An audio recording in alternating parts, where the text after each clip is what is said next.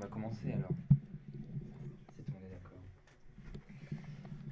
Bon, on est ce soir réunis pour la rencontre autour de ce livre collectif du temps, l'héritage.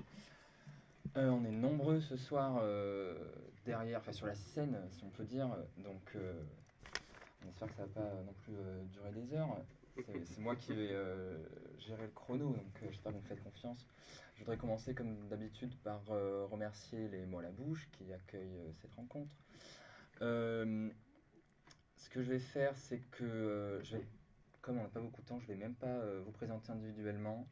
Euh, On va le faire donc, tout seul. ça vous le faites seul.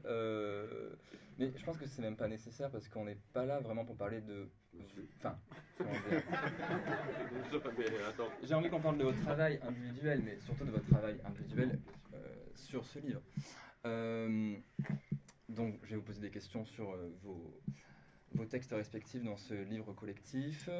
Et bien sûr, à la fin de la rencontre, il y aura un petit moment public où vous pourrez poser 2 ou 3 questions, suivi d'un moment plus informel, peut-être même de dédicace, si tout le monde est d'accord. Je voudrais commencer directement par Guy, du coup, qui a édité ce livre collectif, qui l'a coordonné. Tu ouvres le livre par une citation de Dustan, une citation de dernier roman. Ben, on m'aimera quand je serai mort. Fin de citation. Ça fait maintenant 20 ans que Dustan est mort. Est-ce que c'est pour ça que tu as voulu faire ce livre collectif? Est-ce que c'est parce que ça faisait 20 ans pile? Peut-être le temps de, un, savoir si on l'aime malgré tout, et deux, le temps de voir peut-être aussi quel héritage il a laissé après son départ. Alors, bonsoir. D'abord, dire une chose importante, c'est que j'ai édité le volume avec Paulette Éditrice, mais on est plusieurs chez Paulette et il y a Marine Basse qui est dans la salle qui a aussi énormément travaillé sur le volume. Donc, merci à Marine. Et en fait, comme souvent chez Paulette, le projet est venu de façon très spontanée. Euh, C'est-à-dire on pensait à Dustan, ça fait un peu partie voilà, des figures tutélaires de la littérature LGBTQIA+, évidemment. Et puis, tout à coup, je ne sais pas pourquoi, je passe sans revue sa page Wikipédia et je m'aperçois que ça fera bientôt 20 ans qu'il est mort. Et je me suis dit, tiens, ce serait... Alors, j'aime peut-être pas ce terme d'occasion, mais ce serait en tout cas un prétexte pour faire quelque chose autour de son œuvre. Et à partir de là, qu'est-ce qu'on veut proposer? À qui est-ce qu'on va s'adresser? Et assez rapidement, la piste qui s'est dessinée, c'est de dire qu'est-ce qui reste de ces textes 20 ans après son décès, en sachant que son corpus est limité, puisqu'il a travaillé une dizaine d'années, qu'il y a 8 livres, et que donc on en fait entre guillemets le tour rapidement en termes d'expérience de lecture, mais après, ça ne veut pas dire qu'il a eu un impact qui peut être plus large que ça.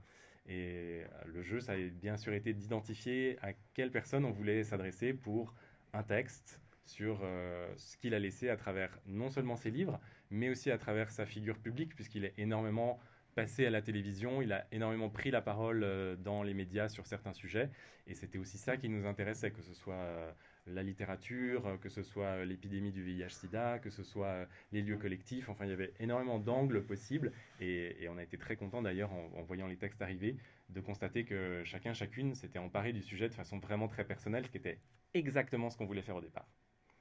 Ben oui, en fait, voilà, il y a plus d'une dizaine, je crois que tu disais Laurent, 13 textes différents. Bon là, il n'y a que 5 auteurs, il n'y a pas les 13 ce soir. Mais je voulais justement savoir comment tu as constitué cette équipe, qu'est-ce qui t'a guidé particulièrement dans le choix des personnes, des 13 personnes, bon peut-être plus particulièrement des 5 ici, mais... La beauté physique. Non, mais avec Marine, on s'est penché en fait simplement sur des noms. Alors il y a des noms de personnes avec lesquelles on avait déjà travaillé au sein de Paulette Éditrice, et il y a des personnes avec lesquelles on n'avait jamais travaillé. Donc c'était vraiment très intuitif. On y est allé à l'instinct de se dire qu'est-ce qui dans l'univers de chacun chacune nous parle. On pouvait nous imaginer des liens avec l'œuvre de Dustan, mais ensuite c'est pas forcément ces pistes-là que les personnes ont suivies, et c'est très bien comme ça. Donc non, on a essayé de composer un panel qui était diversifié dans les démarches d'écriture, dans les identités aussi un peu. Parce que certes, Guillaume Dustan, c'est très gai, mais on voulait aussi qu'il puisse être appréhendé de différentes manières. Et donc on a essayé de composer un panel varié de personnes talentueuses. La beauté physique, je vous laisse apprécier parce qu'au final c'est très subjectif. Et on était effectivement assez ravi de voir que tout le monde a embarqué très facilement dans le projet. Il n'y a pas eu besoin d'aller convaincre très, très lourdement pour que tout le monde embarque. Merci. J'aimerais qu'on s'intéresse maintenant aux textes qui sont dans le livre collectif, et donc comme je disais, plus particulièrement aux textes écrits par vous cinq. Je vais commencer pour entrer en matière par lire un passage du texte de Mathias. Anyway, je consulte les petites annonces. C'est comme des poèmes érotiques maladroits qu'on peut faire défiler sans fin. J'aime bien. Je veux bien que tu lises du coup les annonces. Je le fais lire juste ce passage parce qu'il y a de l'allemand. Voilà. Ne partez pas. Frauenfeld. Suche AFE aktiv für regelmäßige Treffen. Brook, Baden, Blasen, Delémont. H. Nature, paysan, ouvrier bienvenu. Bern bis Aarau, ich suche Sex im Wald oder Outdoor, tagesüber. Genève, alternopédale pour garçons sensibles. Bienne, Röll, Père-Fils, asiatique apprécié. Sursee, morgens 5 Uhr. Zürich, féminine TV gesucht. Monte, montagnard, arme frère. Je clique sur le profil de l'alternopédale de Genève. 28 ans, pas de mensuration indiquée, une seule photo de lui, prise à la webcam, floue. Mince, débardeur, torse poilu, crâne rasé, moustache, esquisse de sourire. Look PD à la Dustan bien cultivé. Sexy.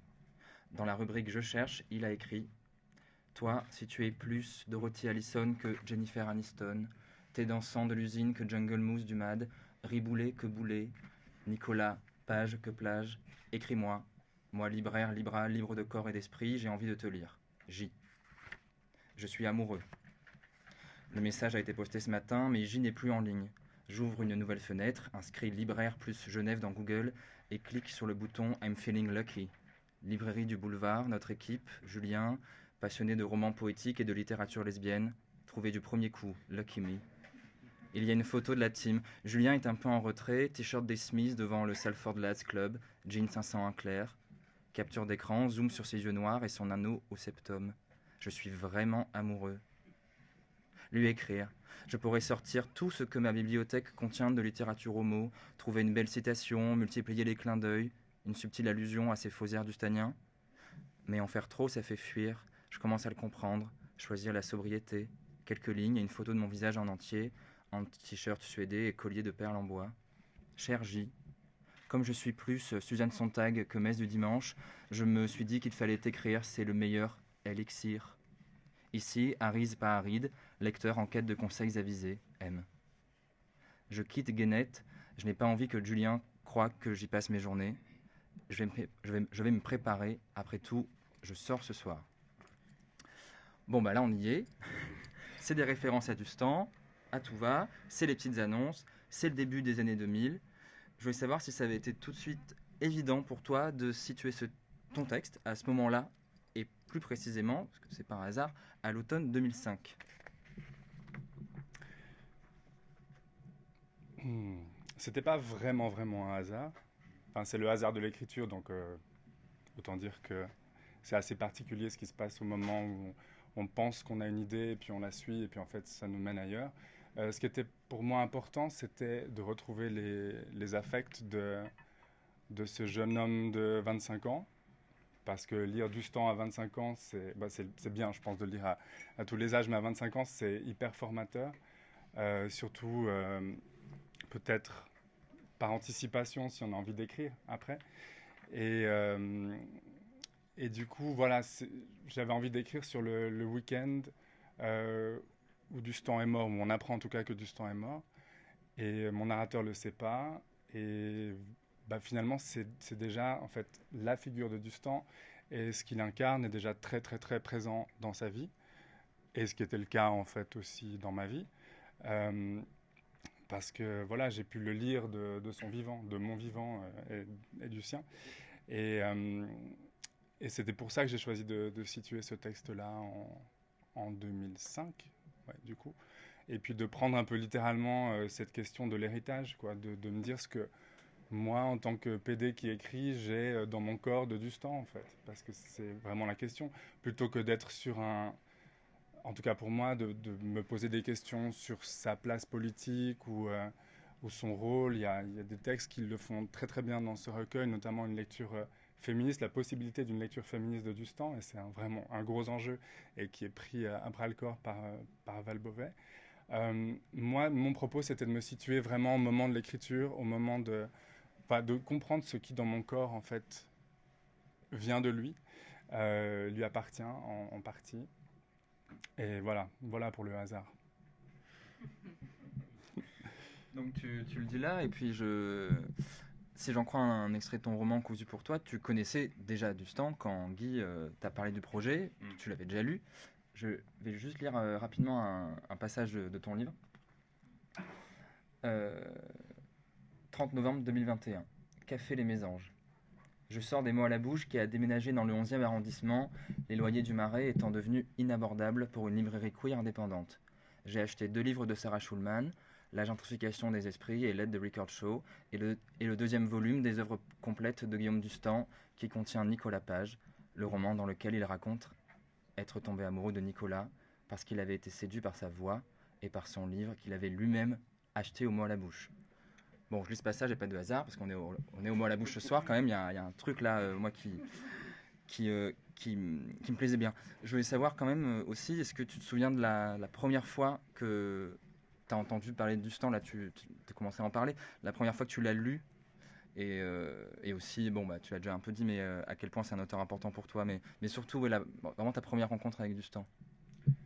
Ma première rencontre avec Dustan en tant que lecteur, c'était effectivement, je crois, par Nicolas Page. Parce que Nicolas Page, je ne sais pas si, peut-être il est là ce soir, je ne sais pas. Je ne sais pas s'il fait partie des amis de Guillaume Dustan qui porte le pull bleu qu'on peut acheter après, peut-être. Mais Nicolas Page, c'était une figure à Lausanne. C'était vraiment un mec super beau. Qui non seulement écrivait, mais qui était aussi mannequin. Et du coup, on a développé avec ma meilleure copine de l'époque, et toujours ma meilleure copine, toute une mythologie en fait autour de ces figures-là, de qui était Nicolas Page et qui était Guillaume Dustan. Donc j'ai lu d'abord, j'ai découvert Dustan à travers l'objet de son intérêt amoureux, érotique, sous la forme de Nicolas Page. Et ensuite, j'ai découvert Dustan, j'ai lu des textes du Rayon, en fait aussi, à l'époque. Du coup, ce narrateur-ci, dans Dustan l'héritage, va piocher en fait un peu dans ses références, dans sa bibliothèque, mais parce que ma bibliothèque était aussi constituée de cet auteur-là, et c'était la première fois, je pense, que je lisais un auteur PD qui avait cette liberté de ton, que j'ai pu retrouver ailleurs, bien sûr, après, mais voilà, qui était inédite pour moi. Et voilà, peut-être que on avait un peu déjà des études genre, en fait, à l'université de Lausanne, mais les queer studies n'étaient pas encore arrivés sur les bords du lac Léman. Du coup, Dustan, ça a été une ouverture vers ici, en fait. Et quand je dis ici, je dis aussi ici, même si c'était dans le Marais. Et voilà, ça fait un certain nombre de mises en abîme dont je peine à voir toute la profondeur maintenant, mais oui. Oui, du coup, tu dis un peu que ta rencontre littéraire avec Dustan, c'est à travers Nicolas Page. D'ailleurs, dans ton texte, la rencontre amoureuse à laquelle on assistera ou non, mais avec Julien, c'est quand même aussi grâce à Dustan, quoi. Il y a carrément des jeux de citations, enfin, comme si Dustan était un genre de prétexte à la rencontre amoureuse, quoi. Comme si les livres étaient prétexte à la rencontre amoureuse, en fait. Voilà. Et bien sûr que oui. Sinon, on ne serait pas là ce soir. Je ne sais pas s'il y aura des rencontres qui vont avoir lieu ce soir. On est tous amoureux des livres, déjà. Et puis, on est amoureux des personnes qui sont amoureuses des livres. Donc, voilà, après, ça crée... Enfin, c'est sans fin, quoi. Et après, on écrit sur le fait d'aimer des gens qui aiment les livres. C'était ça la question. Je sais pas. C'était ça la réponse en tout cas. Je veux bien que tu passes le micro à Laurent. C'est moi. Moi je suis l'assistant, c'est ça. Et Thomas et puis l'assistant. Bonsoir. Toi pour le coup coup, Laurent, je sais que tu as connu Dustan parce qu'il a été l'éditeur de ton premier roman, c'est ça, hein? J'aimerais juste tout bêtement que si tu en as envie, tu nous racontes cette rencontre, parce que tu as sans doute déjà raconté à quelques personnes ici, mais moi non. C'est Moi, j'ai vrai. envie de savoir. Vraiment la première rencontre alors. La première rencontre c'était... Qu'elle soit littéraire ou Ah physique. oui, oui, non mais c'est physique qui est drôle en fait. Il travaillait pour une radio, je ne me souviens plus quelle radio c'était, il y a sûrement des gens ici qui savent. Les bureaux étaient vers les Halles il m'avait filé Rencard, donc il avait lu mon manuscrit, il voulait publier Laura. Donc dans la collection Le Rayon Gay qui allait changer de nom mais qui n'avait pas encore changé de nom. Et il m'avait donné rendez-vous donc dans cette radio où il bossait. J'étais venu avec mon mari de l'époque qui était terriblement jaloux en disant que forcément j'allais coucher avec cet homme qui ne parlait que de sexe et je ne savais pas. Moi, pourquoi pas, hein, j'avais très envie moi de coucher avec des hommes qui ne parlent que de sexe. Bref, donc je suis monté dans cette radio et il m'a dit eh ben, on va pas rester là. J'ai dit ah ok d'accord, donc c'était déjà assez troublant parce que tu es face à ton premier éditeur. Moi, c'était mon premier livre qui allait sortir.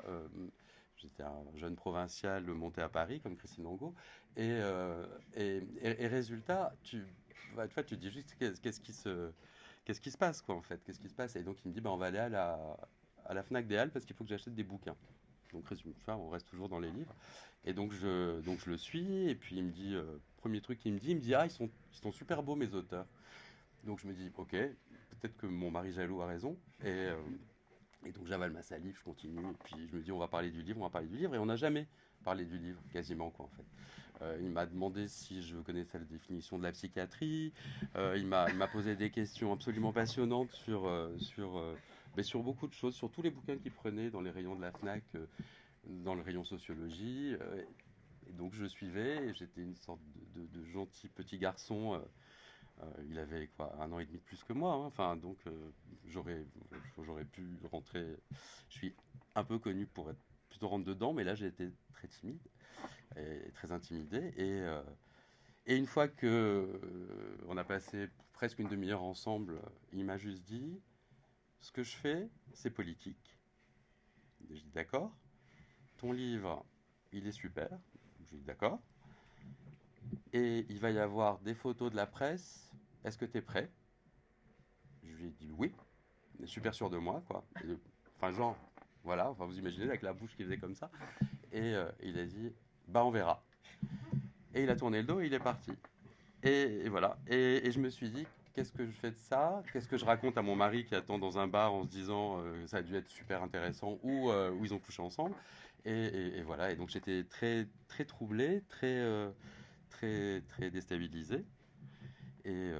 Et en fait, il m'a rappelé le lendemain en me disant je m'excuse, c'était pas une bonne journée, j'adore ton bouquin. Et puis là, on a commencé à parler littérature un peu plus.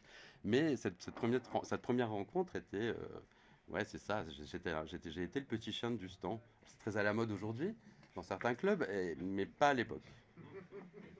Bon, je rassure tout le monde, toutes les premières réunions éditeurs-auteurs se passent pas à la Fnac des Halles. Non, c'est vrai. Et je crois, dites-moi, mais... Non, et ce qui est marrant, c'est que j'ai bossé à la Fnac. Est-ce que je bossais à la Fnac à l'époque? C'est peut-être pour ça aussi. Ah merde, j'ai jamais pensé. C'est drôle quand même. 2000... Non, 98, non. Mais non, j'étais pas encore rentré à la Fnac. T'as bossé à la Fnac dans le 10 sud, ans, à Nice, ouais. ou à Paris, ouais. Non, à Nice, ouais.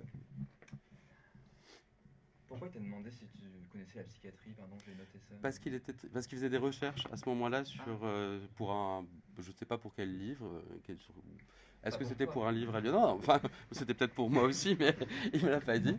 Mais non, il cherchait des termes psychiatriques particuliers et donc moi j'ai dit un peu ce que je pouvais dire, mais pas grand-chose en gros. Je me suis dit à un moment, comme tu as écrit un texte qui s'appelle Laura, qui parle d'identité, de double identité, oui. Et puis que j'ai fait médecine, et puis que voilà, donc ouais, je sais pas, est-ce que c'était un test, est-ce que c'était de la provocation, est-ce qu'il était vraiment de mauvaise humeur? Bah j'en sais rien. Souvent il était d'une drôle d'humeur, on savait jamais vraiment trop. Pour ceux qui l'ont rencontré, je pense qu'il y en a peut-être quelques-uns ici. Ben, des fois on savait, et puis des fois on savait pas, et puis on prenait ce qu'il donnait, quoi. Bon, en tout cas, il t'a rappelé et vous avez travaillé. Ah, il m'a rappelé, oui. Et on a travaillé, on a bien bossé, oui.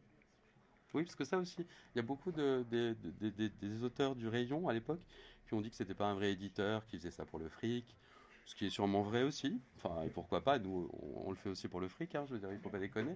Enfin, on aimerait bien que vous achetiez tous le livre ici, déjà pour Guy et pour Paulette, et puis après que vous achetiez tous nos livres de façon générale, histoire qu'on puisse tous passer à la télé comme Amélie Nothomb et dire que on est...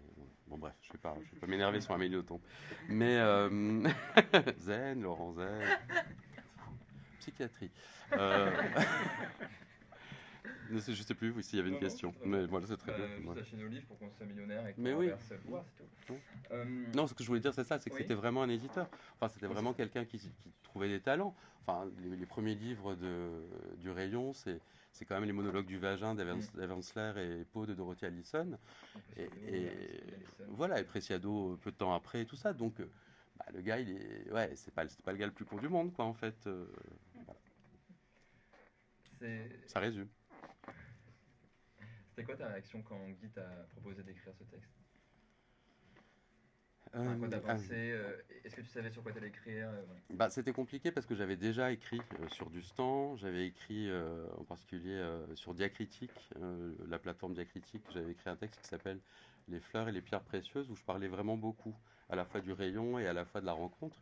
Et donc il y avait quelque chose qui était déjà fait, que j'avais déjà fait et que je ne voulais pas faire de la même façon. Et, et- et j'avais envie quand même d'aller plus loin dans une frustration de Dustan, moi plutôt, en fait. Et je crois que c'est ça que j'ai fait, en fait. J'ai plutôt parlé de ce que je savais, ce que je savais pas autour de Guillaume, et, euh, et justement de ces espèces d'incompréhension dans le rapport. Et je crois que c'est ce dont le texte parle, quoi. Entre autres. Tu commences ton texte par une citation de Dustan, Oui, issue de c'est son livre. original. Ouais. Ouais. Ouais, c'est bien, on l'entend aussi. Ouais. C'est une citation qui est issue de son livre Nicolas Page. Mm. Au début, je pensais romancer, comme on dit, changer des trucs, mourir à la fin, et puis je n'ai pas voulu. Je ne voulais pas écrire une seule chose inventée, je ne voulais pas ajouter de mensonge au mensonge. Et j'ai l'impression que c'est un truc qui te guide aussi. Oui, bien sûr. Enfin, moi, je suis un auteur connu pour les textes d'autofiction, quoi. Donc brusquement, c'est une phrase qui fait complètement appel à ça. Et Enfin, parce vas-y. que là, t'écris sur du temps, c'était encore plus important peut-être. Parce qu'il fallait pas trahir ça, enfin, il y avait un truc. Moi, je crois qu'il n'y a pas de trahison à avoir en littérature. Enfin, Mm. c'est la grande liberté qu'on a. On peut faire ce qu'on veut. Donc voilà, c'est ce que je crois que je dis dans ce texte-là que je peux dire que j'ai couché avec lui, comme je peux dire que j'ai jamais couché avec lui. En fait, à la rigueur, tout le monde s'en fout. Ce qui est intéressant, c'est de savoir si je l'ai bien écrit ou pas, quoi. Enfin, je sais pas, je crois. Ah, j'ai entendu un oui chuchoté. Juste avant Merci, que tu dises- Tadzio. Juste avant que moi-même je dise oui. On va passer à Noah. Si Mm. vous le voulez bien. C'est marrant, c'est un truc qui peut. J'ai aussi commencé par le début de ton texte.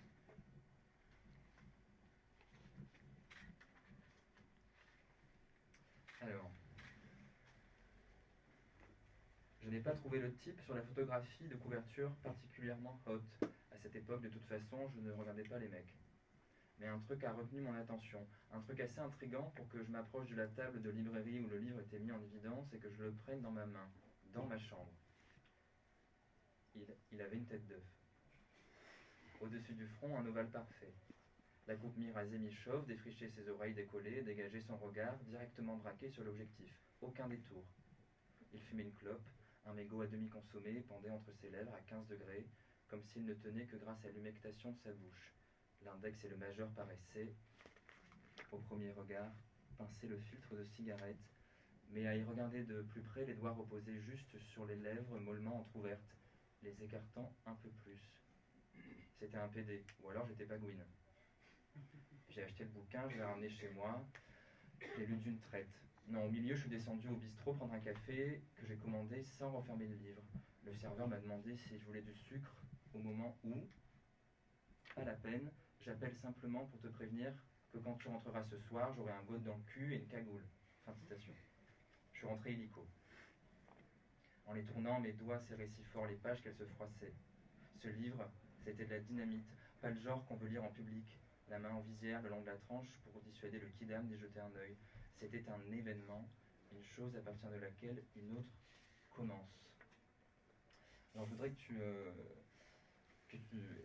que tu peux aussi nous parler un peu de ça, du coup, de ta découverte de Dustan, de la première fois que tu l'as lu, parce que là, c'est quelque chose de très important dans ton texte, quoi. C'est le début du texte, c'est un événement, comme tu écris cette rencontre avec Dustan et cette couverture, mais surtout ce qu'il y a dedans.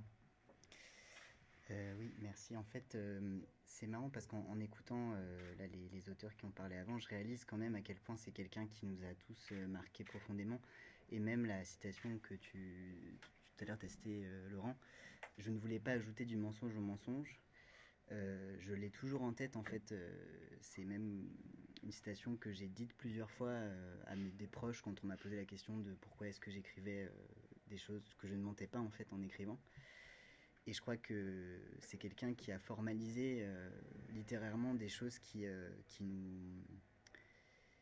étaient extrêmement puissantes en fait en nous. Et c'est vrai que, enfin je dis nous parce que c'est le fait que je vous entende parler m'autorise à le dire. Et bon alors le début de ce texte effectivement c'est la partie un peu la plus drôle parce que mais ça s'est vraiment passé comme ça. Je me souviens que j'habitais rue Armand Carrel à côté du 19e et c'était la librairie. Et donc je suis là effectivement en train de lire, en train de me dire que on est dans un décalage entre cet univers extrêmement fort et extrêmement licencieux qui s'ouvre dans le livre et puis le monde autour de nous. Donc voilà. Mais en fait, ce que je raconte dans le texte, c'est qu'à l'époque j'avais, je sais plus, genre 23-24 ans. Et j'étais journaliste pendant 1 an et j'avais arrêté parce que déjà j'allais pas bien et parce que je voulais écrire de la littérature. Et ce que je raconte dans le texte, c'est que je viens aussi, c'est vrai maintenant, je le vois aussi que je viens d'une famille quand même où mon père est vietnamien et je viens d'une famille de lettrés en fait, où faire des études et être haut fonctionnaire, c'est vraiment la plus grande destinée qu'on peut offrir à son pays, à sa famille. Et du coup, j'ai été à Sciences Po et en fait, j'avais du mal à écrire dans la langue dans laquelle je pensais être celle dans laquelle je devais vivre, en fait, ce qui était ma réalité queer. Et je pense que c'est même enfin, c'est encore une question pour moi, c'est-à-dire que je trouve qu'il y a des choses il y a des langues, des langues sociales et comment est-ce qu'on arrive à dire certaines choses dans certaines langues. Et pour moi, Guillaume Dustan, parce que c'est vrai qu'en fait, à l'époque, j'étais lesbienne, je l'étais pendant très longtemps mais pour autant, je me sentais très proche de la vivacité avec laquelle, finalement, pour moi, c'était pas une question sexuelle, c'était qu'il faisait exploser l'omerta bourgeoise, en fait. C'était vraiment l'impression que j'avais, quoi. En le lisant, je me disais, mais en fait, ce mec, il le fait comme ça parce qu'il vient d'où il vient, en fait. Et sinon, ça n'aurait pas d'intérêt. Enfin, pour moi, c'était comme ça que je l'ai reçu. C'était comme si j'avais passé des années à un peu comme ça, à me ratatiner chaque année un peu plus, à faire des cours et des cours sur l'égalité, la démocratie, le parlementarisme, les institutions, et où à l'intérieur j'étais là, mais je ne peux plus en fait. Enfin, j'avais la différence entre la misogynie ambiante, l'homophobie, même le conformisme. Vraiment, je pense que ce qui me tuait à l'intérieur, c'était vraiment le conformisme.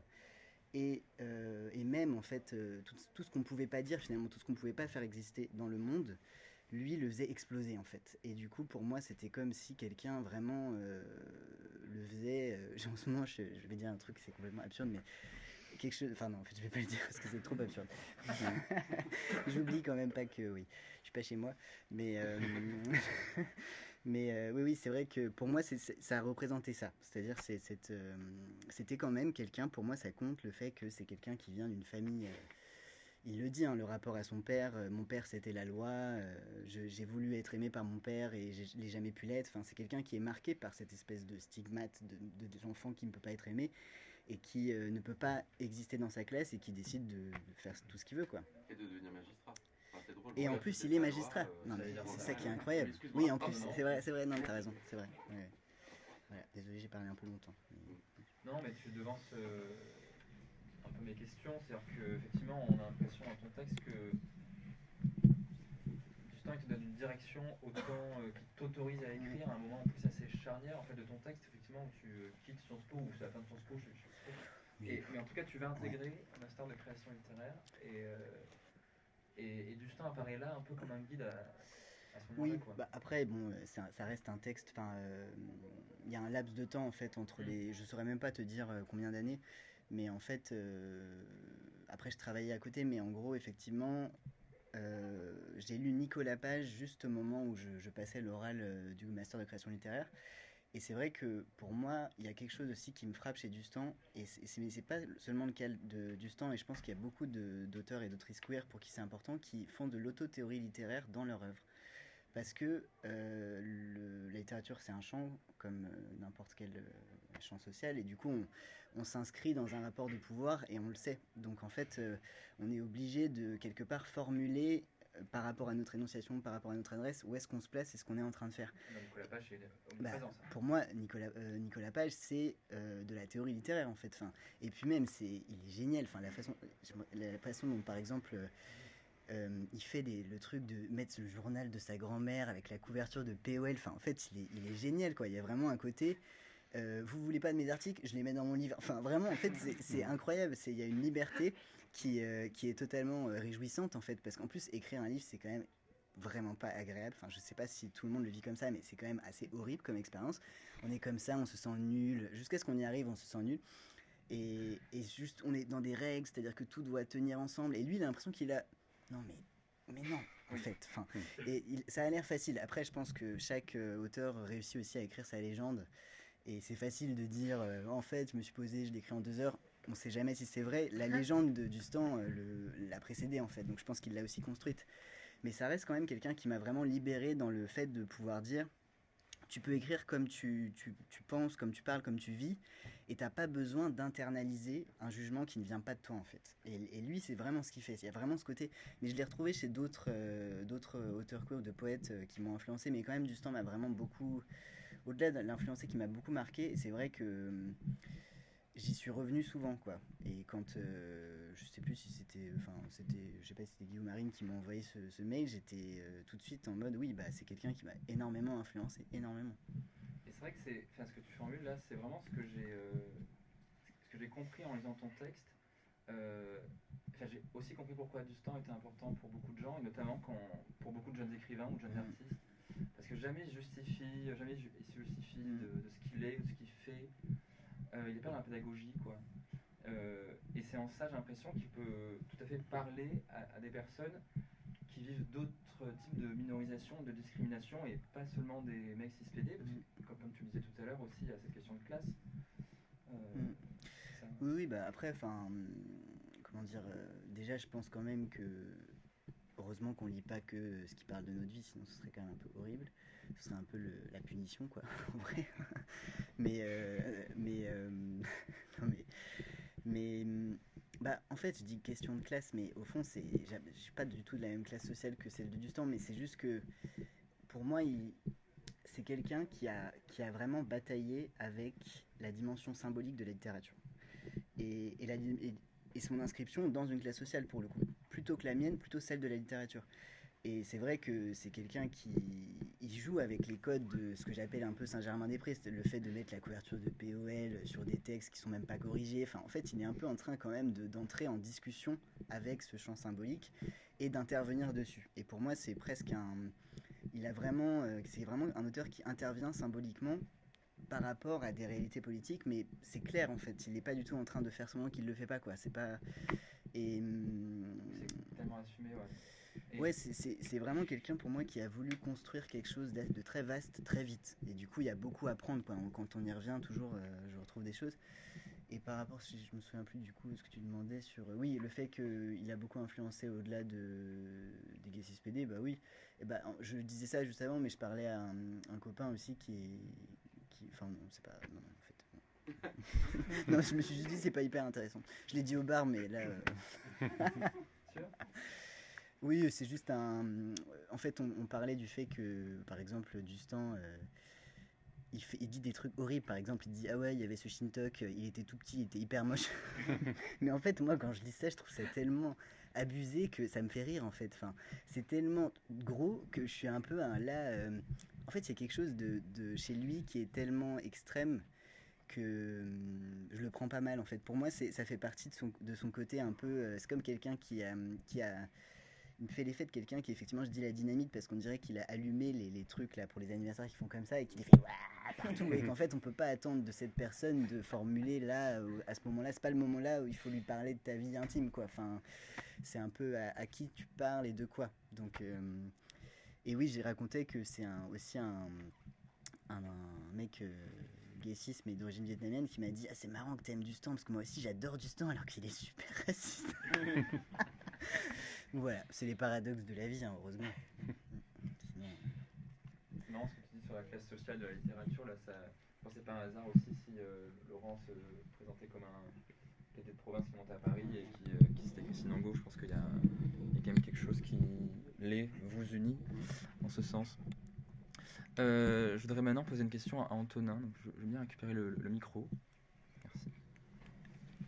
Ah, mais qui est éteint, oui. Et qui se rallume. Bon, Antonin, il se trouve que toi et moi, on se connaît bien. Même qu'on travaille ensemble parfois. C'est toi, en fait, qui m'as parlé de ce projet pour la première fois. J'en ai entendu parler pour la première fois grâce à toi, parce que, comme je disais, on parle souvent de beaucoup de choses, personnelles, professionnelles, quand il y a des frontières entre ces choses-là. Et je m'en souviens que tu m'avais parlé de ce texte que tu devais écrire pour Guy, et pour ce livre collectif. J'ai posé la question à nos camarades, mais pour le coup, je crois me souvenir que cette commande de Guy, c'est cette commande de Guy qui t'a fait lire Dustan. Si je m'en souviens bien, je crois que tu le connaissais, bien sûr, de nom, mais en tout cas, tu l'avais à peine lu, voire pas lu. C'est ça ou je me trompe? Ouais, c'est ça. Oui, et là, alors justement, là, ça va être très différent des choses que vous avez pu dire, de rencontres fondatrices à un moment où on débute en littérature, où on débute dans sa vie intime et souvent les deux sont ensemble. Oui, parce que je précise, t'as déjà écrit 3-4 livres avant. Enfin, je veux dire, oui, c'est pas la commande de Guy qui t'a. Voilà, ouais, voilà, écrivain et puis tu découvres Dustan. J'avais fait des choses. Et en fait, Dustan, évidemment, je savais qu'il existait, mais je sais pas, ça m'attirait pas. Et j'en avais une image peut-être, certainement caricaturale. De ce que je savais de lui, en tout cas, je me disais, c'est pas pour moi, c'est pas mon truc, quoi. Et quand tu m'as passé cette commande, Guy, je me doutais un peu de pourquoi, mais j'avais envie que tu me le dises. Et ça m'a rassuré, parce que, effectivement, c'était pas un recueil c'est pas un collectif de fans de Dustan. Déjà, on a le droit de pas tout aimer de Dustan. Et puis, surtout, l'héritage, on le choisit pas forcément. Et moi, c'est là que je me suis senti héritier. De me dire, j'ai rien fait pour aller vers Dustan, et pourtant, j'ai hérité de choses de lui, parce que je suis PD et que je suis écrivain, et qu'en plus, je suis éditeur à ma façon. Donc, il y avait la collection d'histoires PD, c'est comme ça qu'on s'est connus, Guy. Ça, on avait fait ça en 2020. On relance ça, toi et moi, on pédale. Enfin, en fait, on écrit et on édite des textes PD, et donc c'est pas possible en fait de pas lire Dustan et de pas. Et donc c'était évident en fait une fois que je l'ai lu que oui, ça me parle, et que si je le fais différemment de lui, c'est parce que 20 ans sont passés, mais qu'en fait la démarche qui consiste à dire parce qu'on est minoritaire, il faut tout publier sans filtre. Moi, c'est ça qui m'a vraiment le plus touché, et de dire que presque peu importe que ce soit bien écrit ou pas, il est dit comme ça, mais bon, en vrai, c'est bien écrit. Mais puisque ce qu'on vit, tout le monde ne le vit pas, et surtout, il y en a qui ne veulent pas voir qu'on le vit, il faut le publier. Et moi qui publie mon journal en ligne depuis toujours, qui a une écriture plus ou moins autobiographique, même si c'est souvent un peu caché, mais je me suis dit, en fait, oui, bien sûr, c'est pour ça que je le fais, et c'est exact. Il explique pourquoi je fais ce que je fais depuis un moment. Et donc là, je l'ai pris au pied de la lettre. Je me suis dit, plutôt que le journal que j'écris d'habitude pour la publication sur mon blog, je vais prendre mon journal privé, je vais piocher dedans, et presque sans filtre, je vais faire un collage de ça, parce que c'est très intime, c'est privé, c'est pour ça qu'il faut le publier. Oui, ça rejoint la question que je vais te poser juste après, mais avant, toujours dans ta rencontre avec Dustan, moi ce qui m'étonne dans le fait que tu l'aies pas lu avant, c'est qu'il y a quand même son livre le plus connu qui s'appelle Dans ma chambre. Oui. Bon, quand on connaît Antonin, il sait qu'il a un rapport particulier à la chambre quand même. Oui. Bon, est-ce que tu peux nous parler de ça rapidement, de ton rapport à la chambre oui, alors c'est vrai que les gens qui me connaissent, dans ton texte, j'en parle tout le temps de ma chambre, parce que j'ai une chambre. Bon, ça c'est pas très original, mais il se trouve que la mienne, je l'ai conçue comme un espace partagé. Donc c'est une chambre de bonne, c'est petit, c'est très intime, c'est là que j'écris, C'est pas là que je dors habituellement, mais il peut m'arriver d'y dormir. C'est mon lieu de travail. Mais c'est une chambre où on peut vivre, où on peut y passer la nuit aussi. Et donc j'aime bien la prêter. J'ai accueilli des tas de gens là-dedans, des gens que je connais à peine des fois, des amis, parfois des amants, avec ou sans moi. Il y a plein de gens qui ont dormi là sans moi. La plupart des gens, c'est sans moi d'ailleurs. Donc c'est très intime parce que il y a ma bibliothèque, il y a mes objets, il y a tout. Et puis en même temps, c'est public. Et je me suis aperçu en concevant ce projet de chambre qu'en fait, c'est comme ça que j'écris. Tout ce que j'écris, c'est éminemment intime. C'est fait pour être publié et lu par des inconnus. Donc oui, dans ma chambre, moi j'aurais adoré pouvoir utiliser ce titre en fait pour plein de projets que j'ai dans ma tête qui pourraient s'appeler Dans ma chambre. Et là, c'est compliqué, ouais. Bah oui. C'est un peu déposé, quoi. Ouais, donc bon, là on a trouvé autre chose, mais en gros, oui, c'est un collage de petits extraits de mon journal qui se passe dans ma chambre. Oui, comment il s'appelle ton texte en fait? Je sais presque plus parce qu'on a bidouillé un truc. Et le voici dans sa chambre, pardon. Voilà. Et le voici dans sa chambre. Oui, ce que tu disais juste avant, ton texte il commence par juste 3 mots en italique, fragment de journal. Donc comme tu disais, tu t'es servi de ton journal, j'ai envie de dire de tes journaux, parce que moi qui te connais, je sais que tu en as 2. Ouais. Est-ce que tu peux nous parler de ça aussi un peu? Oui, c'est ça.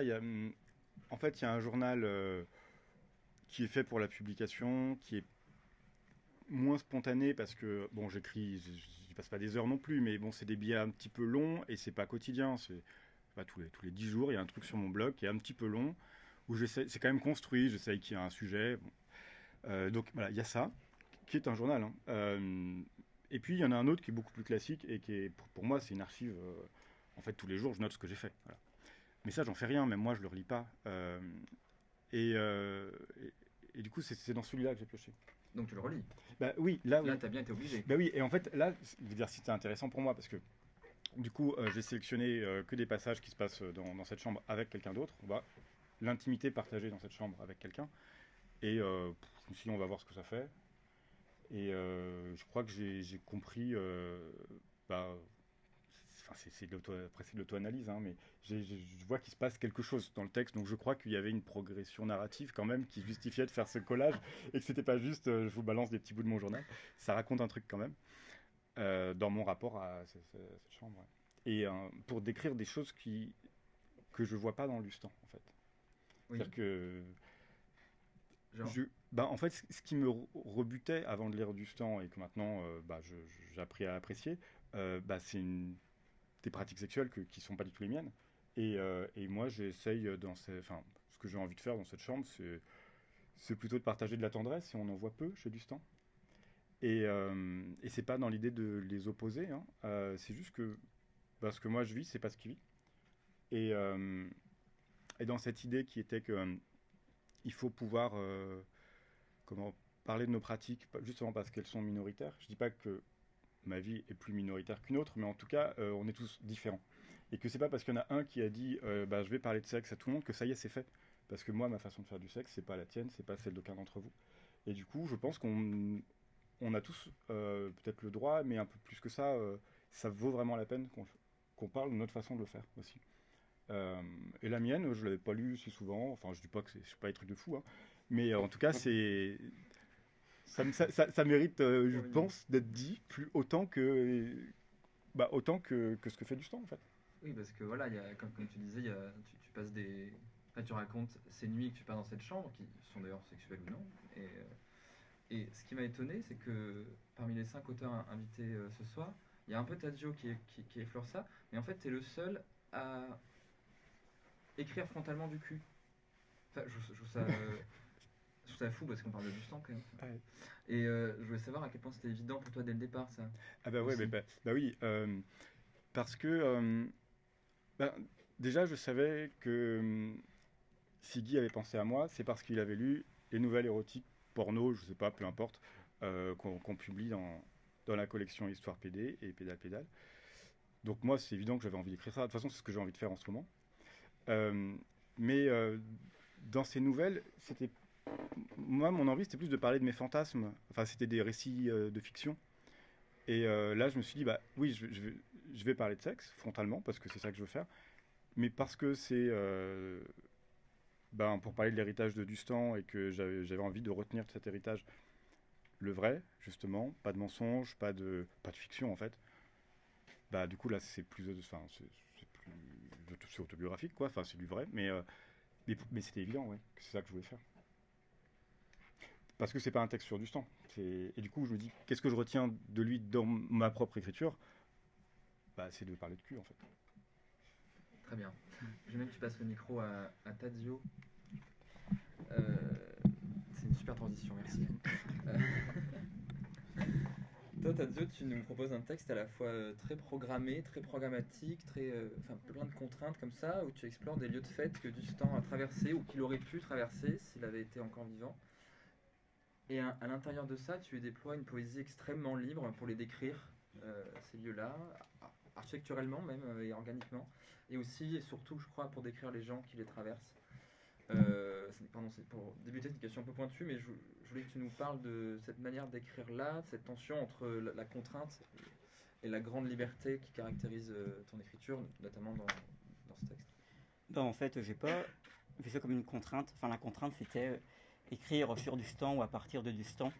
Et moi, je voulais écrire à partir des lieux que Dustan avait traversés et que moi, je n'avais pas traversé à l'époque où il les a traversés. Et j'avais lu quand Guy Chevalet a proposé ce travail juste dans ma chambre. J'avais lu, je me souviens, quand j'allais au travail dans un train. Et ça ne m'avait pas spécialement marqué. J'étais en mode, d'accord, encore un mec gay qui parle de cul et qui raconte ses plans. Enfin, je résume très globalement, il ne fait pas que ça, Dustan.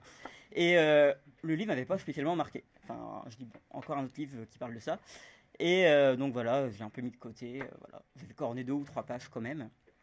Et quand Guy a proposé ce travail, du coup, je l'ai relu. Et je me suis dit, oui, mon avis, il n'a pas tellement changé. J'avais recorné des pages supplémentaires au cas où, mais mon avis n'avait pas changé. Donc je suis venu ici et j'ai emprunté. J'ai acheté, pardon. Je ne l'ai pas volé, promis, je ne l'ai pas volé le bouquin. Le jour où on peut emprunter au mot à la bouche. Ouais, j'ai encore la facture, promis. Du coup, je cherchais le tome 1 pour lire Je sors ce soir que j'ai jamais lu. Voilà, honte sur moi. Et il n'y avait que le tome 2. Donc je dis, bon, on y va pour le tome 2, tant pis. Des œuvres complètes, tu parles. Oui, édité chez POL, oui. Et du coup, dans le tome 2, il y a Nicolas Page, effectivement, dont on a parlé tout à l'heure. Il y a également Génie divin et Élixir. Et en lisant Génie divin et Élixir, je me suis aperçu que Dustan, dans la forme de ce qu'il pouvait écrire, c'était quelqu'un de très libre. Il était très libre sexuellement, mais aussi dans la forme. Et en fait, j'ai pris une claque, je me suis dit, ah ouais, là, ça devient vraiment intéressant, en tout cas pour moi, et j'ai découvert d'une autre façon.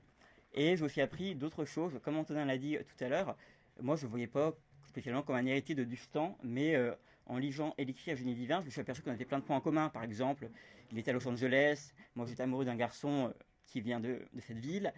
Il était fan de Bret Easton Ellis et tout. Moi, je suis un grand fan. Pareil, j'ai adoré Les Éclats, faut le lire. Vraiment, lisez Les Éclats de Bret Easton Ellis. C'est son bouquin le plus gay. Voilà. Donc, je reviens à Dustan et du coup, je me dis, ah oui, il y a quand même quelques points communs. Bon, outre le fait que moi aussi, parfois, quand j'écris, je parle de cul. Assez commun, voilà. Et du coup, je me suis dit, ok, tu as le droit, en tout cas en poésie, de faire éclater des barrières, tu as le droit de t'amuser et de faire, entre guillemets, pas de pasticher Dustan, mais en fait, de voir ce que lui a fait pour voir ce que toi tu peux faire aussi de ton côté, quoi. Et je me suis dit, allez, c'est parti. Et j'ai éclaté 2-3 petits codes. Après, bon, la poésie contemporaine, j'ai rien inventé, ça a toujours été, comment dire.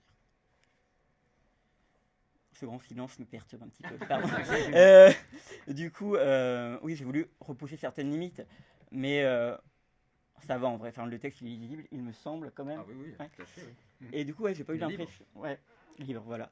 Et du coup, j'ai pas eu l'impression d'avoir été contraint d'écrire à propos de Dustan, oui, mais pas contraint au niveau de la forme.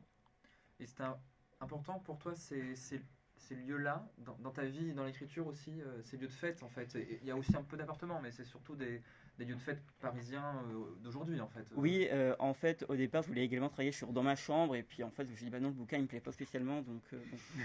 Et puis, du coup, justement, je déambulais dans Paris, puis je suis passé devant Le Cox, qui est un bar, voilà, dans le Marais, puis j'ai eu cette idée.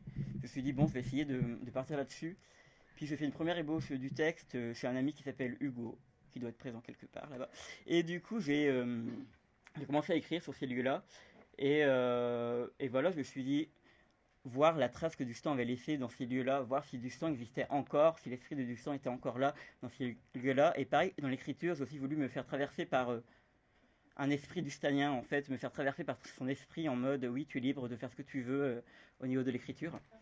Et justement, en allant dans certains lieux, j'ai oublié le nom de ce bar, c'est un bar à cul. Oui, un bar à cul, bon, voilà, je ne vais pas expliciter. Et j'ai rencontré un barman qui travaillait là depuis ultra longtemps, il connaissait Dustan. Et je me suis dit, bah tiens, j'avais un petit coup dans le nez, je vais aller l'interviewer, voir ce qu'il peut me raconter sur Dustan. Et ouais, c'était amusant de voir ce que certaines personnes qui sont encore dans ces lieux-là pouvaient dire sur lui. Par exemple, je me souviens, vraiment, je l'écris dans le texte, à un moment, il dit quelque chose du type, oui, tout le monde le connaissait sans vraiment le connaître. Voilà. Donc finalement, ça a répondu à ta question. Oui, il y avait des traces encore de Dustan dans Oui. ces lieux-là, quoi. Voilà. Oui, des traces, oui. Après, je ne suis pas passé à la lumière du raid, je crois, pour vérifier s'il y avait encore des traces de Dustan, mais oui, il y a encore des traces de Dustan. Enfin, oui, ces lieux-là existent encore. Et je crois que Quand c'était il aussi... existe encore. Ouais. Oui, quand il existe encore, je trouvais ça aussi important de voir la notion d'héritage au niveau des lieux, Oui. voir si ces lieux-là avaient fermé, existaient encore. Par exemple, les mots à la bouche, c'était avant dans le Marais, maintenant ils sont ici. Voir si ces lieux-là existaient encore, s'ils avaient fermé ou pas. Puis voir aussi les lieux peut-être que Dustan aurait apprécié à notre époque. Par exemple, Oui, je tu parles pense... des nouveaux lieux aussi. Ouais, oui, oui. Enfin, là, je dis OK, pardon, la Wanderlust, ou bien la Monarque. Donc, c'était intéressant de voir ce qui aurait pu plaire à Dustan actuellement. Puis, pareil, je finis le texte sur justement un appartement qu'on m'avait prêté, justement, mon ami Hugo. Et en fait, le texte se conclut dans l'appartement. Et du coup, ça faisait aussi une petite référence à Dans ma chambre.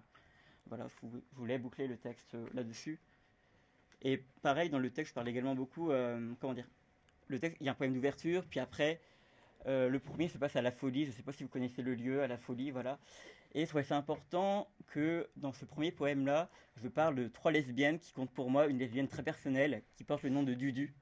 Et c'est son surnom, en fait, voilà, c'est son surnom, et je me suis dit, bah, Dudu, c'est aussi le surnom de Dustan. Et Guy Chevalier m'a fait la remarque, il m'a dit, mais là, tu te rends compte qu'on peut confondre les deux. Et je me suis dit, bah, en fait, c'est ultra intéressant, parce que confondre une lesbienne, mon amie lesbienne, elle est ultra politique, ultra militante comme la plupart des lesbiennes, enfin, sans aller dans les préjugés, voilà, mais ultra militante. Et je me suis dit, bah, c'est ultra intéressant que le lecteur ou la lectrice puisse confondre ma meilleure pote lesbienne avec Dustan, sachant que Dustan, il avait la réputation, peut-être à tort, de pas trop fréquenter des femmes, enfin, pas sexuellement, mais je veux dire amicalement, peut-être que je me trompe, mais voilà. Et du coup, je trouvais ça intéressant qu'on puisse les confondre. Et pareil, c'est aussi référence à Barbara Butch et tout, donc c'était voilà, amusant de rendre hommage également dans un texte écrit par un gay, un PD comme moi, commencer le texte en parlant de femmes lesbiennes. Oui, et tu précises aussi par rapport à ces lieux, aussi les lieux qui n'existent plus, puis ceux qui ont changé de nom, enfin c'est vraiment une vraie cartographie de ces lieux-là. J'aimerais qu'on finisse cette rencontre avant d'ouvrir les questions publiques, par une question un peu ouverte pour vous tous, si vous la comprenez, et vous avez envie d'y répondre. Pour préparer cette rencontre, tout à l'heure, j'ai refeuilleté le livre d'Elisabeth Lebovici, Ce que le sida m'a fait. C'est un livre qui explore la crise de représentation qui a suivi la crise du sida. Et j'ai pensé, en fait, plutôt que de vous demander, dans un truc un peu nostalgique, ce que Dustan aurait pu écrire, aurait pu faire, s'il avait survécu, je voulais plutôt vous demander en fait 2 choses. La première, quel fait d'affect vous avez produit en écrivant ces textes. Je pense notamment aux textes de Mathias et de Laurent, qui sont, je trouve, très émouvants. Et 2, ce que les rééditions récentes des textes de Dustan et des quelques livres sortis cette année, dont celui-ci, réactivent chez les gens autour de vous, chez vous, dans votre vie, dans votre écriture. Bon, s'il y a quelqu'un qui veut tenter de répondre à ça, mais c'est marrant parce que tu parlais d'affect tout à l'heure, Mathias, donc en plus c'est... J'ai trop de micros. J'ai de nouveau... La fin de ton texte, moi j'ai pleuré, ça m'arrive peut-être 2 fois par an. C'est vrai? Ouais, vraiment. De pleurer en lisant, c'est très très rare chez moi, par exemple. Et là... En dehors de la lecture, c'est tout le temps. Par contre, je pleure tout le temps. Ah ouais. Mais avec les mots, c'est vraiment rare, alors que c'est mon boulot quand même. Moi, je pleure jamais. Et, ouais. Non, mais c'est un vrai problème. Du coup, je suis très content que par procuration, tu pleures. Mais c'est vraiment rare. Pour moi, et la fin de ton texte, je me suis demandé, voilà, en fait, ça m'intéresse aussi un peu dans un truc un peu, voilà, pour poursuivre ce truc d'héritage, ce que chez nous aussi, ça produit comme affect, et notamment chez les gens qui ont écrit sur Dustan. Enfin, on est réunis là, on est super joyeux, super ensemble, mais on parle quand même de quelqu'un qui est décédé, quoi, et qui est décédé il y a 20 ans, dans un contexte qui avait une maladie. Enfin, voilà, et ça m'intéresse aussi de voir ça avec vous, quoi. Bah moi, je reviens en fait à ce texte de Val Beauvais sur Lire du Stand féministe, qui dit clairement, c'est entre deux pleins d'affects que j'ai relu du Stand. On ne le dit pas assez, les affects façonnent notre lecture des textes, ils permettent de mieux les comprendre aussi. Voilà. Et puis, bah voilà. Non, mais je pense qu'effectivement, il y a eu des affects pour toi à la lecture, et ça me touche. Et en fait, c'est aussi des affects à l'écriture, et qui viennent. Peut-être c'est pour ça que je fais ça, en fait, parce que je suis surpris par l'émotion, je suis surpris par là où je vais. Et je suis surpris, en fait, en l'occurrence, dans ce texte, je suis du Stand de différentes manières, hein, parce que à la fois il y a du pastiche, où il y a des citations assumées, des citations cachées, des citations qui sont, enfin, des choses qui sont cachées à moi-même aussi. Et puis il y a vraiment, je pense, un mouvement chez du Stand. Je pense que si on lit, en particulier Je sors ce soir, je crois qu'il y a vraiment quelque chose qui nous embarque et on sort avec lui. Et moi, pour moi, c'est un page turner, en fait, du Stand. Et je pense que si on peut profiter de son souffle, moi, c'était aussi un souffle dans l'écriture. Et c'est pas que du jeu, c'est du jeu aussi. Et moi, j'aime bien jouer, donc en fait, ça n'annule pas la qualité de ce geste-là.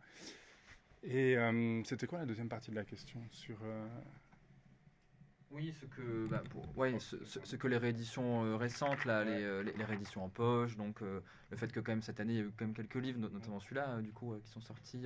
Qu'est-ce que ça réactive chez nous? Enfin, ce genre enfin, j'aime pas le terme anniversaire, c'est ce que disait Guy en tout début, d'occasion, mais ça fait 20 ans. Enfin, je pense au mail que nous a envoyé Julien, qui est un ami d'Antonin et moi et d'autres, je pense, et qui a été édité par Du Stand aussi, et qui disait oh, putain, 20 ans déjà, quoi. Enfin, un truc un peu. Ouais, qui était très ému. Enfin, moi, la lecture de ce mail m'a ému d'ailleurs. Voilà, du coup, je me suis perdu dans ma propre question. Ouais. Le fait que 20 ans soient passés, moi, c'est en lisant ça aujourd'hui, je me dis. S'il avait ce ton-là, c'est aussi parce que c'était presque le seul possible. C'est qu'ils étaient quand même beaucoup moins nombreux, les écrivains PD, à parler ouvertement de ce qu'ils faisaient. Soit c'était d'une manière malgré tout assez bourgeoise et du coup assez un peu détournée ou un peu honteuse. Il y avait encore beaucoup ça quand même. Et du coup, si on y va frontalement, il faut y aller, mais à 2000%, quoi. Parce que sinon, on est inaudible. Donc il fallait être excessif, très provocateur, et jouer le jeu des médias et être le PD de service, en fait. Et il a fait ça admirablement. Et aujourd'hui, en fait, moi, c'est ça qui m'émeut, en fait. C'est de lire ça et me dire, en fait, on n'en est plus là. Il y a quelque chose de différent aujourd'hui. C'est qu'on peut aussi exprimer un peu plus de diversité. On n'est plus obligé d'être dans l'excès. Et ça, c'est génial qu'il ait ouvert cette porte, en fait, qu'il ait pulvérisé la porte, en fait. Et qu'on peut aujourd'hui le faire un peu plus à notre manière. Et juste, on est quand même dans un endroit où on peut mesurer ça tous les jours. Quand on voit toutes les sorties de bouquins sur des thèmes LGBT, ma première fois que je suis venu au mot à la bouche il y a 20 ans, il n'y avait pas autant de bouquins quand même. Enfin, en tout cas, il n'y avait pas autant de nouveautés toutes les semaines. Et là, c'est hallucinant de voir comme on est nombreux à pouvoir parler librement de ce qu'on est. Alors, avec plein de contraintes. Quand on en parle très librement, bien sûr, c'est dans des contextes éditoriaux militants et du coup, on est peu visible. Enfin, il y a 1 million de problèmes. Hein, on n'est pas dans un monde complètement libre, évidemment. Je suis pas naïf, mais on n'est plus du tout dans la situation d'il y a 20 ans. Et moi, c'est ça qui m'émeut. Il y a les dimensions littéraires, évidemment. C'est de la bonne littérature, donc je prends plaisir à le lire et tout. Mais c'est surtout que je mesure l'écart et je me dis qu'aujourd'hui, c'est déjà du patrimoine. Et que la réédition des œuvres complètes, il y a des petites notes de bas de page, comme si on était dans la Pléiade, quoi. Parce qu'en fait, 20 ans dans la littérature PD, c'est comme lire la littérature hétéro du 19e siècle. Enfin, c'est déjà, on est dans une vitrine et ça a été tellement vite. Voilà, moi, c'est ça qui m'émeut beaucoup. Moi, je veux bien reprendre juste par rapport à ce que le texte de Mathias parlant de 2005 et de la mort de Dustan. Moi, s'il y a une chose qui m'émeut aujourd'hui, c'est ça, c'est de me souvenir, à travers ton texte, en effet, de où j'étais, de comment j'ai appris la nouvelle, de comment j'ai avalé mal ma bouchée parce que j'étais en train de manger. Et en plus, la même année, j'avais perdu une amie très très chère, à 45 ans, d'un cancer assez violent. Et donc j'avais ces deux morts qui venaient. Et ces fameux 20 ans ramènent ça d'une manière assez brutale. Et c'est marrant parce que jusque-là, j'étais pas ému, mais ton émotion m'a ému. En fait, c'est ça, c'est assez bizarre. Et il y a une chose que je voulais dire, c'est que, et c'est quelque chose que je dis moi dans mon texte, c'est que souvent quand on écrit vers le lecteur ou on écrit vers quelqu'un, soit vers soi-même. Et c'est une phrase que je dis dans le texte où je dis je suis en train d'écrire et j'ai mis te entre parenthèses parce que c'est à Dustan que j'écris. Oui, c'est très. Bah, ça, ce passage m'a Voilà, trop ému, par exemple. et moi ça me fait du bien de pouvoir parler à Dustan aujourd'hui et de me dire qu'il y a plein de gens et il y a plein de jeunes en fait. Enfin, parce que très objectivement j'ai 20 ans de plus que la moitié d'entre vous et voire plus et bah, c'est super touchant en fait de. Je sais pas s'il serait heureux, pas heureux et tout ça. Ça aussi, c'est assez troublant. Et c'est une des choses que je dis. Oui. Qu'est-ce que Oui, ça lui ferait? T'as Qu'est-ce que pas ça lui un ferait rapport nostalgique, mais t'es quand même. Ouais. Mm. T'imagines ce qu'il aurait fait, ce qu'il aurait pensé de ça, et Bien sûr. tu te dis, il aurait fait de la musique. Oui, ça aurait été cool.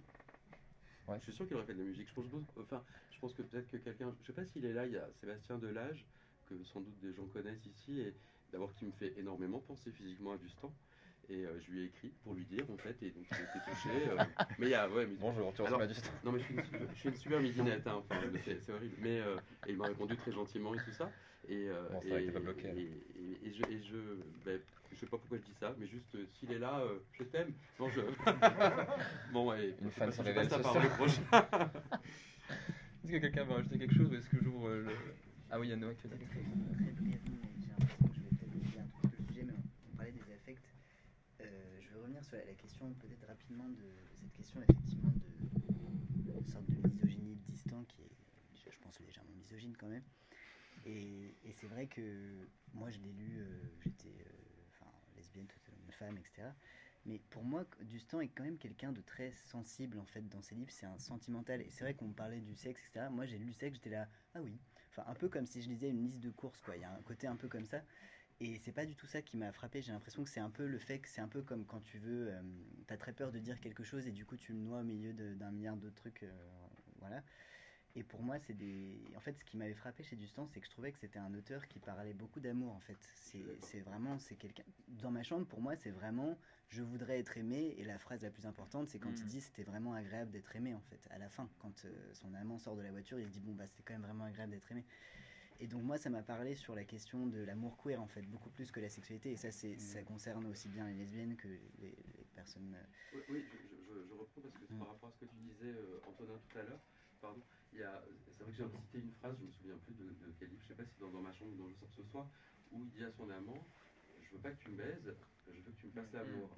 Et tu vois, tout à l'heure, quand tu disais c'est que du cul, il n'y a pas de sentiment, bah non, tu rigoles, au contraire, enfin, tu vois, et de dire, et le gars répond, en gros, j'ai enfin compris ce que ça voulait dire enculé. Moi, je trouve que c'est terriblement romantique, ouais, c'est super romantique. J'ai pas dit qu'il n'y avait pas d'amour. D'accord. J'ai dit qu'on ne sentait pas beaucoup la tendresse. Ce qui n'est pas exactement la même chose. Ouais, mais là, il y en a. Et que pour qu'il puisse la réclamer et la revendiquer, c'est justement parce qu'elle n'est pas évidente dans les lieux où il va et dans sa façon de consommer le sexe. Et on sent, et je suis d'accord aussi, Noah, quand tu dis, quand c'est une phrase noyée au milieu qui du coup prend énormément d'importance. Et je me souviens dans Nicolas Page, comment il y a des scènes qui m'ont énormément ému où ils baissent pas. Et qu'ils ont juste dormi ensemble. Et là, c'est magnifique, quoi. Et on sent qu'en fait, qu'il a quelque chose de beaucoup plus, de très épanouissant pour lui de faire ça, alors que par contre, il aura baisé la terre entière. Mais oui. Et donc, voilà, il a cette quête de tendresse, peut-être justement parce qu'il n'y en a pas beaucoup dans son monde, dans cette façon de consommer le sexe. Avant, justement, je suis allé dans les lieux où Dustan il consommait le sexe, donc je me suis frotté littéralement au mur et d'autres choses. Et moi, en contraire, je trouve qu'il y a vraiment une tendresse dans ces lieux-là, dans les saunas gays, dans les baraques, etc. Je trouve qu'il y a vraiment une tendresse entre les hommes, des regards, des jeux de regard. C'est très subtil, mais je trouve qu'il y a une vraie tendresse, une vraie amitié dans la communauté gay, dans ces lieux-là. Il y a vraiment un truc que je n'ai pas forcément retrouvé quand j'invitais un garçon plusieurs fois chez moi.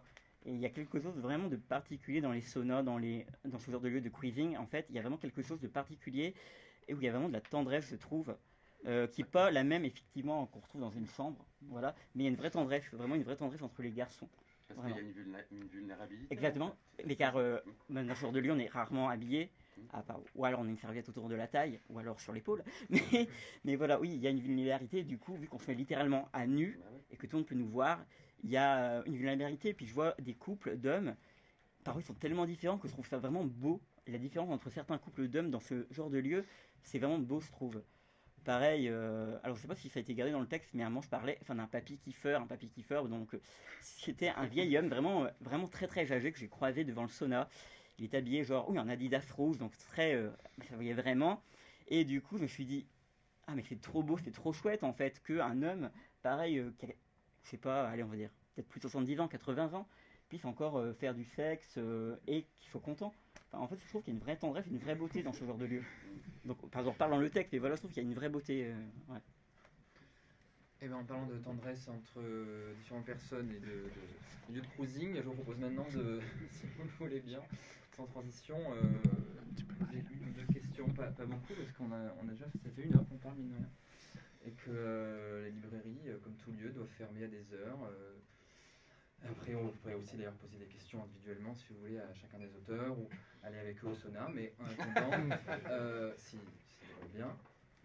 On a encore quelques minutes si vous voulez poser une question ou deux. Bonsoir et merci beaucoup. Alors, je sais que Paulette vient de Lausanne, Nicolas Page venait de Lausanne, Mathias, tu as commencé par lire des annonces suisses, je dis pas de bêtises, en Suisse ou en Suisse allemand, je sais pas. En Suisse. Tu as parlé de l'université de Lausanne, je sais que Cynthia Kraus, qui a été la première à traduire en français Gender Trouble, et à l'université de Lausanne, c'est aussi la directrice de thèse de Val Beauvais. Je vois qu'il y a un petit monde là en Suisse. Et bref, tout ça pour dire, est-ce qu'il y a eu une réception particulière de Dustan en Suisse? Pourquoi Lausanne? Est-ce que ça a joué un rôle ou pas? Est-ce qu'il y a une spécificité à ce que, oui, que ce projet soit en particulier un projet suisse et que Dustan il a passé beaucoup de temps, il a eu plusieurs copains là-bas, Tristan Serre, etc., etc. Voilà, merci. Je vais faire une réponse décevante. Je pense qu'il n'y a pas de lien, enfin, dans le sens que c'est un peu un hasard. Après, Mathias aura peut-être un autre avis, hein. Mais en tout cas, pour ma part, il n'y avait pas cette dimension-là. Oui, il y a des expériences de vie de Dustan qui le rapprochent de la Suisse, et puis il y a des personnes qui actuellement en Suisse s'intéressent de près à lui, mais qui ne se connaissaient pas forcément. Enfin, voilà, par exemple avec Val, on a bu un café un jour parce que, à sa demande d'ailleurs, en s'apercevant qu'il n'y a quand même justement pas grand monde en Suisse qui est à l'intersection, on va dire, du monde queer et du monde qui s'intéresse à l'imprimé au sens large déjà. Oui, c'est ça. Non, il manque Val, mais voilà. Mais en dehors de ça, moi je vois pas de connexion absolument directe, si ce n'est que peut-être on avait ce pas de côté. Peut-être que c'est plus difficile de faire exister un projet comme ça quand on est vraiment au cœur de la dimension parisienne, encore qu'il y a eu aussi eu des choses, hein, mais nous en tout cas le but c'était de se dire et tout à coup ça me tilte un peu que le projet est quand même aussi un peu parti du fait qu'à un moment donné Laurent nous avait approché avec une proposition de manuscrit, et je savais que Laurent connaissait Antonin, et Antonin on se connaissait déjà, enfin voilà, et tout à coup je me suis dit qui est cette personne exactement, et puis c'est de là que j'ai commencé à chercher Dustan, donc voilà, pour boucler la boucle et rendre à César ce qui est à Laurent, eh bien la petite graine est partie du fait qu'il avait pris contact avec moi à un moment donné. Finalement, on est tous des papas dans la... Mais Antonin en oreille qui dit la petite graine de Laurent. Ça dérape complètement. Est-ce qu'il y aura une deuxième, troisième question? Ouais, c'est parce qu'on est super intimes. Une fois, 2 fois, 3 fois. Bon, je propose qu'on s'arrête là. Merci beaucoup à tout le monde. Merci aux auditeurs, à l'éditeur.